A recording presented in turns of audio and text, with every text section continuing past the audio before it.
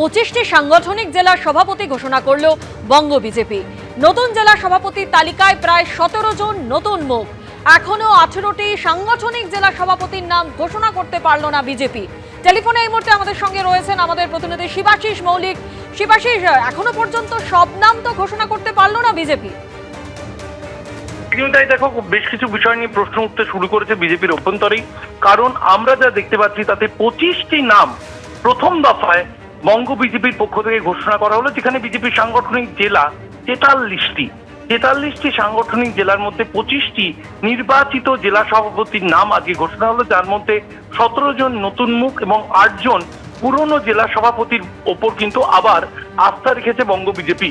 এখন প্রশ্ন উঠছে, গত 15 দিন আগে সুনীল বনসাল যখন কেন্দ্রীয় পর্যবেক্ষক পশ্চিমবঙ্গে দুদিন ধরে মিটিং করলেন সাংগঠনিক বিষয় নিয়ে, সেই সময় রাজ্য সভাপতি জানিয়েছিলেন 39টি সাংগঠনিক জেলা তারা নির্বাচন যোগ্য করতে পেরেছেন।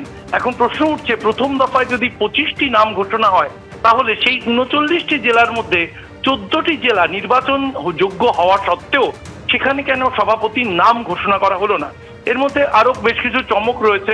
যেমন সাধারণত শোনা গিয়েছিল যে তমলুকের জেলা সভাপতি যিনি তৃণমূলে যোগ দিয়েছেন তাপসী মণ্ডল, তার বিজেপি ছেড়ে তৃণমূলে যোগদানের পর কিন্তু শুভেন্দু অধিকারী জানিয়েছিলেন যে বিধায়কদের আর জেলা সভাপতি রাখা হবে না।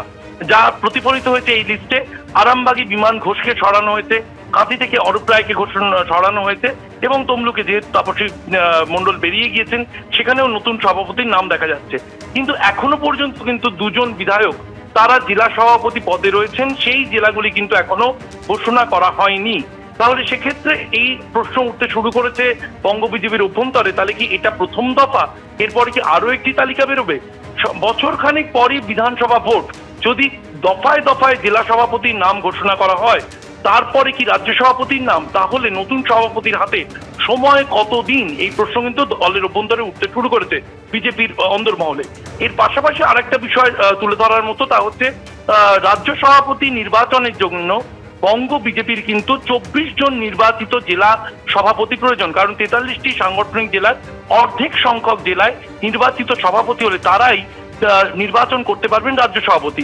সেক্ষেত্রে 24 জন নির্বাচিত জেলা সভাপতি যেহেতু প্রয়োজন, আজকের তালিকায় কিন্তু 25 জনের নাম ঘোষণা করা হয়েছে। ফলে মনে করা হচ্ছে রাজ্য বিজেপি সভাপতি নির্বাচন যোগ্য হয়ে উঠল আজকে এই তালিকা প্রকাশ করার পর। ধন্যবাদ। শুভেন্দু অধিকারীর নন্দীগ্রাম গড়বেই এবার তীব্র আঘাত হানলেন শ্রীরামপুরের তৃণমূল সাংসদ কল্যাণ বন্দ্যোপাধ্যায়। নন্দীগ্রামে এবার ওকে হারিয়ে ছাড়বো, ওর বিধায়ক হিসেবে সময়সীমা মাত্র 1 বছর, তারপর রাস্তায় ঘুরে বেড়াবে। শুভেন্দু অধিকারীর গড়েই তাকে হারানোর চ্যালেঞ্জ ছুড়ে দিলেন তৃণমূল সাংসদ। সেই নিয়ে পাল্টা আক্রমণ থেকে বিরতি থাকলো না বিজেপি শিবিরও। আপনাকে ভবানীপুরে হারাবো, নন্দীগ্রামে এবার ওকে হারিয়ে ছাড়বো। বিধানসভা নির্বাচনে এখনো বছর খানেক বাকি। কে কোথা থেকে দাঁড়াবেন তা এখনো ঠিক নয়, কিন্তু তার আগেই কে কাকে কোথা থেকে হারাবেন তা নিয়ে তাল ঠোকাঠুকি শুরু হয়ে গিয়েছে। এতদিন শুভেন্দু অধিকারী বারবার হুঙ্কার ছাড়ছিলেন ভবানীপুরে মমতা বন্দ্যোপাধ্যায়কে হারানোর। আপনাকে ভবানীপুরে হারাবো, আরো 5 বছর হারার যন্ত্রণা বয়ে বেড়াতে হবে, যেভাবে নন্দীগ্রামে হারার যন্ত্রণায় চিৎকার করছেন। এবার নন্দীগ্রামে শুভেন্দু অধিকারীর গড়ে তাকে হারানোর চ্যালেঞ্জ ছুড়ে দিতে শুরু করলেন তৃণমূলের বিধায়ক সাংসদরা।